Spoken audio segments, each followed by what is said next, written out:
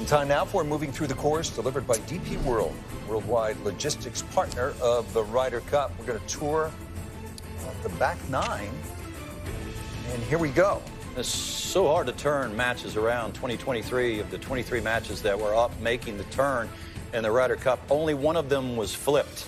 Here at the 10th, again, you get an idea of why this golf course is so prejudiced to power. A string of bunkers down the left side, some down the right side. These constrict the fairway, make it a very difficult fairway to find. And of course, the fairway bends a little bit there to the left. The green is up on a little bit of a perch. It is fronted by two steep-faced bunkers.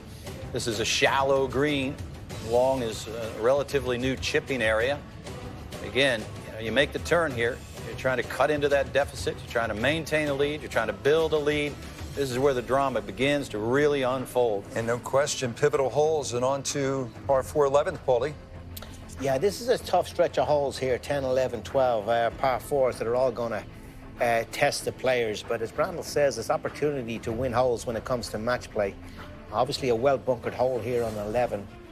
Players nowadays hitting the ball so far can carry a lot of those bunkers up left and right. And should you find the fairway here, you got a real chance to put pressure on your opponent, getting a wedge shot into a green that's steeply pitched towards you. Now, with only a short iron in your hand, no more than 9-iron, and depending on wind, maybe even a wedge or less than that, sand wedge, it is an opportunity to be on the front foot, particularly if you're going first. Good iron players are generally really good match players, and one of the reasons why shorter hitters off the tee sometimes are particularly good at match play is you're hitting first into greens. You would know about that, Paulie. Brandel, that may be one of the tougher tee shots at Bethpage Black at the 12th. Yeah, how things have changed, though, Rich. You go back to the 2002 U.S. Open, there was a lot of controversy about trying to drive it over that bunker. I don't know that it's much of a thought for these players. At the turn, it's, maybe 270 yards. That's an afterthought for pretty much everybody in this field, and perhaps why, you look at some of the players that were picked for this event, it was because they were the longer hitters. Because, again, this golf course just favors the longer hitter. You're going to cut that corner, no problem. You're going to try to take a big bite of this. 496, but that's, going down the middle of the fairway. As the crow flies, it's going to be much, much shorter than that. And the players will make that hole look a lot easier than it looks on the card. And then, Paulie, maybe a swing hole, par 5, a healthy one at 608 yards, the 13th. Absolutely. The Brysons and the Rory McIlroys are licking their chops at this one, where only the very biggest hitters are going to get home in 2 here. So hitting it up the right-hand side and making sure you avoid those bunkers is obviously key, but they can get home relatively comfortable here. I would say maybe 40% of the players can get home in 2 here in normal conditions. Obviously, fairways are going to be soft after the rain. It's going to come on Thursday, so it's going to play its full length in here. The guys who don't hit the green in 2 or can't go for the green in 2 will have to lay it up short of this cross bunker. Now, sometimes that can be an advantage. You're going in there with a wedge from 80, 90 yards. You put it in there to 4 or 5 feet, and if your opponent, the big hitter, has missed it into the heavy rough around the green, well, now the pressure's on him to get it up and down. Hey, Brandel, now the shortest hole in the course, the par 3 14th at 161 yards. Yeah, you may say it's a simple hole over a massive bunker, but I think the beauty here is, something we'll see, at Augusta National at the 12th. You got a short iron with a short hole with a short iron in your hand, and the more they put that bunker or that hole location over on the right, the longer it is to carry. And your tendency is, when moments are getting tight under a little bit of pressure, to be a little bit short and quick with a short iron. You come out of it to the right, you plug it in the face of that bunker, and you got all kinds of stress. And Paulie, 477 yard, par 4 15th, which bends to the left. Final 180 yards are uphill, elevated green. Yeah, I believe this was the most difficult hole in the U.S. Open when it was played here. And the real key to playing this hole is to hit the fairway. Great opportunity, again, with the honor to hit the fairway, put the pressure on your opponent. Because even though the rough isn't very much this week, there's a huge advantage going into a very difficult green here from the fairway, controlling your ball flight. So should you be able to do that, you can search out where that pin is on a green that's heavily pitched from back to front. Coming from the rough, you got a flyer in play, you have all kinds of worries there. Should you go over the back of the green, it's a treacherous up and down.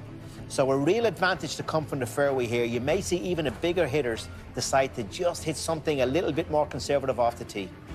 All right, let's bring in our man on the ground, man of the people here and around the country, but he did win a Met Open here at Bethpage Black years ago, Johnson Wagner. So, Wags, down there, what kind of a match play stretch is this? The entire back nine, but particularly the 3 holes that get you to the finish line, and we all think there's going to be close, and it might come down to it. So what do you think? Well, Paulie said it, hitting the fairway at 15 is paramount, or at least it was in 02 and in 09 in the U.S. Open, where it played as the hardest hole on the golf course. But today, actually watching the European team come through, I saw Tommy Fleetwood out of that left rough, hit a beautiful shot. His ball was sitting up. I saw Rory McIlroy hit a 350-yard drive and then hit a flick wedge from 105 front edge, right hole high to a back pin. I think when Rory was walking off that green, he said to me, the course setup is built for hitting the ball as far as you can, and the rough is not a penalty. All of us that know Bethpage as well as we do know how penalizing this rough is. I have never seen this golf course look like this, and in talking to a bunch of the locals that have been out here, they've never seen it either. The rough is way lower than for normal play. But here at the 15th, what makes this shot so hard, whether you're in the rough or the fairway, is the fact that it plays 13 yards uphill from just 150 yards. You can't see any part of the green surface until you get right here. And this is the most pitched green on the entire golf course. You've got this front bowl. You can see the ridge right there. And then you've got the back tier, which is big on the left and gets pretty skinny on the right-hand side. I think the middle right hole location is probably the most difficult. So I've got 5 cones out there. And I was watching the European team tee off behind the first green today, and about 10 minutes before they teed off, Francesco Molinari, one of the assistant captains, came out. Both teams got access to the hole locations for all 5 matches last night. So Francesco was out ahead of the team, putting the 5 hole locations out on each green, 1 through 18. So I've got the 5 hole locations here, which is way different than any other tournament, major championship, or any DP World PGA Tour event that we see where hole locations come out the night before. So these guys today spent a ton of time practicing on this green in particular, just because it is the most pitched and severe. So now there's 2 things you have to worry about.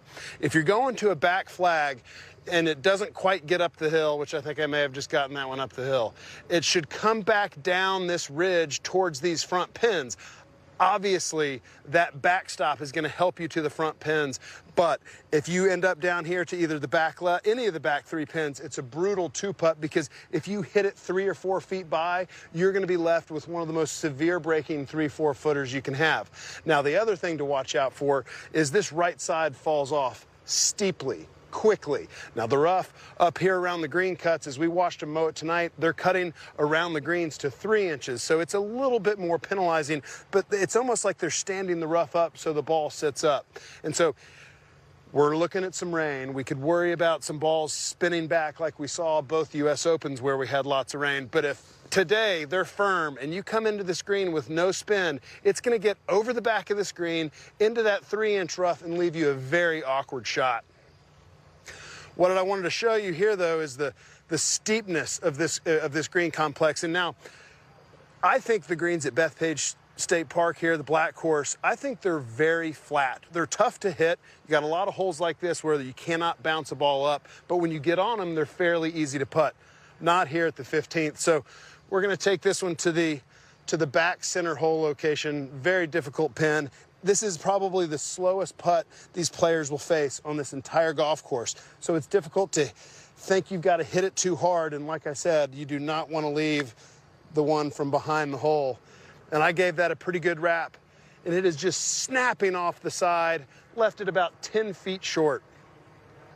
Now this is the hole location over here, front right. It was 2009 U.S. Open. I think Tiger Woods was even par coming in. Watch out for that hillside Durst. And he was chipping off the edge of this bunker. It got up to the ridge, rolled down towards the front. He would make double, and it would really derail his opening round. But this is the part of the golf course, or this hole, where the Euros spent the most of their time practicing around this green. You can see just how steep this is. Now, the lies you're going to get over here are going to be pretty variable. I've seen a bunch of them get up and sit up nice, but as I come down here, I'm now 3 or so feet below the surface. I'm chipping downhill. It's going to land on a downslope, and oh yeah, I've got that swale on the front that I've got to worry about. Now, the lie's good, but really awkward to get this stance because you've got to set your shoulders to it, and it's hard to go ahead and hit this one hard enough. I think the tendency in what I saw was to leave this shot a little bit short. Well, I really trusted the ground there. I think I'm going to end on that one tonight, Rich. You've been outstanding the back half of 2025. Some of your best work, Wags, but then you're comfortable here at Bethpage Black. Wags, we're going to get back on that drone again and go through the final 3 holes. Why don't you go along for the ride with us? 16 is a 490-yard par 4. Yeah, you know, you go up the hill there at the 15th where the green rises some 50 feet, but you're going down the hill here, aren't you, Wags, at 16? Down the hill, Rich, in this fairway, Brandel, this fairway from the top of this tee looks like an absolute ribbon, bending slightly right to left. One of the toughest fairways on the course to hit. Yeah, that's right. The fairway does curve to the left, and then the green goes the opposite direction. Got a diagonal from left to right.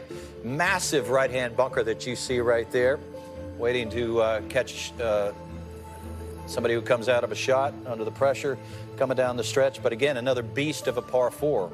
And then Wags, although it's nothing fancy, 17 might be the best par 3 on the course, and it's going to require someone to hit a shot if the match is tight, close.